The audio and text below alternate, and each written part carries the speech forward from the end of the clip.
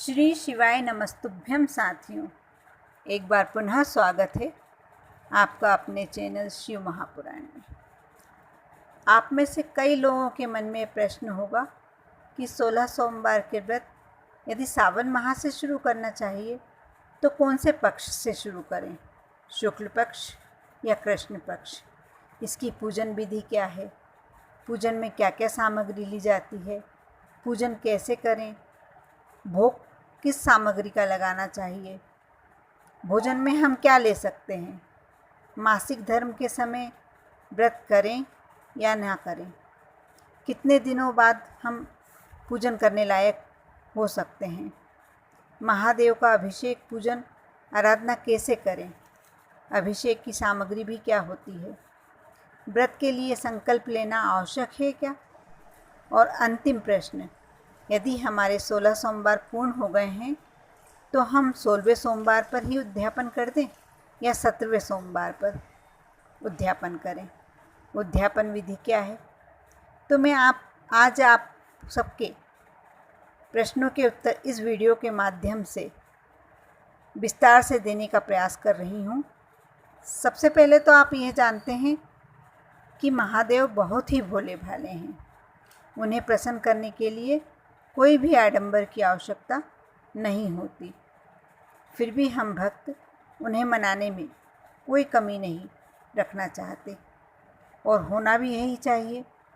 हम पूरी श्रद्धा से भोलेनाथ की आराधना करें और सावन के पावन माह में भोलेनाथ के साथ साथ माँ गौरा का आशीर्वाद और कृपा भी प्राप्त करें। सबसे पहले हमें 16 सोमवार सावन माह के कौन से पक्ष से शुरू करना चाहिए, यह सवाल का जवाब मैं देने के लिए यही कहूँगी कि हम कोई भी पवित्र कार्य करने या शुभ कार्य का आरंभ करने जाते हैं तो हमें शुक्ल पक्ष से ही शुरू करना चाहिए। इसलिए इस व्रत का आरंभ भी शुक्ल पक्ष के सोमवार से ही करेंगे। इसकी पूजन विधि क्या है? जिस दिन से हमें यह व्रत शुरू करना है हमें अपनी पवित्रता का पूरा ध्यान रखना चाहिए। यदि आप विवाहित हैं तो आपको इस व्रत के एक दिन पूर्व और व्रत के पूरे दिन संयमित आचरण रखना होगा। यह व्रत की शुरुआत रविवार की रात से ही मर्यादा में रहकर करनी होगी। सोमवार के दिन प्रातः जल्दी उठकर स्नान आदि से निवृत्त होकर भोलेनाथ का स्मरण करें, भोलेनाथ का ध्यान करें। यदि आप घर में ही पूजन करने वाली हैं तो पूरी तैयारी सामग्री सभी एकत्रित कर लें। यदि आपके यहाँ शिवलिंग है तो आप उन्हें एक बड़े से बर्तन में रख लें, विराजित कर दें, जिसमें भोलेनाथ का अभिषेक अच्छे से हो सके। सामग्री के लिए स्वच्छ जल, यदि गंगा जल या पवित्र नदियों का जल हो तो आप वह ले सकते हैं, या जल में थोड़ा सा गंगा जल मिला सकते हैं। इससे वह पूरा की पूरा गंगा जल का महत्व ले लेगा। गाय का दूध, भोलेनाथ के अभिषेक में गाय के दूध का बहुत महत्व होता है और साथ ही घी भी हमें जो शुद्ध घी लेना है, यदि वह भी गाय का ही मिले तो अति उत्तम होता है। शहद, शक्कर पिसी हुई होना चाहिए या बूरा भी ले सकते हैं। दही, यह सामग्री तो अभिषेक के लिए है। फिर भोलेनाथ के श्रृंगार के लिए इत्र, जनेऊ, आंकड़ा, धतूरा, सफ़ेद पुष्प, बेलपत्र, चंदन, फूलमाला, शमी पत्र, यह सभी होना चाहिए। भोलेनाथ के भोग के लिए चूरमा बनाना चाहिए। पूजन के समय चूरमे के 3 हिस्से किए जाते हैं। एक हिस्सा गाय का, एक हिस्सा प्रसाद का और एक हिस्सा व्रत करने वाले को लेना चाहिए। पूजन की शुरुआत में सबसे पहले संकल्प लेना चाहिए। संकल्प करने से हमारे व्रत एवं पूजन में पूर्णता आती है। संकल्प लेकर भोलेनाथ का अभिषेक शुरू करें। सबसे पहले यदि आपके पास गंगा जल मिश्रित जल है तो उस जल से स्नान कराएं। उससे पहले आपको दीपक प्रज्वलित कर लेना है। यदि गंगा जल नहीं भी है तो मन में ये भाव होने चाहिए कि हम गंगा जल समर्पित कर रहे हैं। गंगा जल समर्पित करने से हमें मोक्ष की प्राप्ति होती है।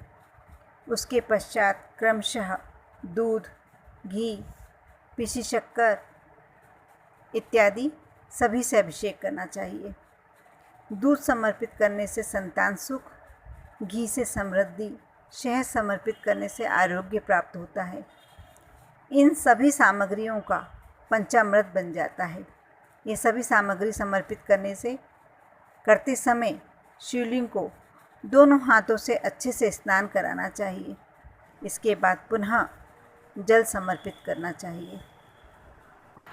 फिर भोलेनाथ को इत्र समर्पित करना चाहिए इस भावना के साथ कि भोलेनाथ आप भी महको और हमारा जीवन भी आपकी पूजा से महक जाए। इसके बाद वस्त्र के रूप में भोलेनाथ को जनेऊ समर्पित करें। जनेऊ के लिए एक बात का विशेष ध्यान रखना चाहिए, जनेऊ उलझी नहीं होना चाहिए, क्योंकि शिव महापुराण के अनुसार उलझी जनेऊ समर्पित करने से हमारे जीवन की उलझनें भी बढ़ जाती हैं। सफ़ेद पुष्प, अक्षत, बेलपत्र, शमीपत्र सभी सामग्रियाँ चढ़ाकर भोलेनाथ को भोग लगाना चाहिए। इसके लिए जो चूरमा हमने बनाया है उसके 3 हिस्से करके एक गाय को, एक भोलेनाथ का प्रसाद एवं एक हिस्सा हमारा होता है। जो प्रसाद के रूप में निकाला है वह सभी लोगों में आप बांट सकते हैं। अब कुछ देर तक हम ओम नमः शिवाय का मनि मन जाप कर सकते हैं। फिर श्रद्धापूर्वक भोलेनाथ की आरती करें। भोलेनाथ की आरती में हमेशा हमें कपूर का उपयोग करना ही चाहिए। कपूर की आरती भोलेनाथ को अत्यधिक प्रिय होती है। भोग लगाने के लिए गाय के गोबर के कंडे पर चूरमे का भोग लगाना चाहिए। हमारी एक सोमवार की पूजन इस तरह से पूर्ण हो जाएगी। यदि आपके घर शिवलिंग नहीं है तो आप ये पूजन मंदिर में भी कर सकते हैं, और यदि सुबह संभव ना हो तो दोपहर पश्चात शाम तक भी कर सकते हैं, लेकिन सुबह की जाने वाली पूजन श्रेष्ठ होती है। यदि किसी सोमवार को आप मासिक धर्म में हैं तो आपके लिए पूजन वर्जित होगा। आपको ये व्रत अवश्य करना रहेगा, किंतु यह व्रत गिना नहीं जाएगा, और आप कितने दिनों में पूरी तरह पवित्र होती हैं पूजन करना इस बात पर निर्भर रहता है। 5 दिन तक पूजन नहीं करना चाहिए।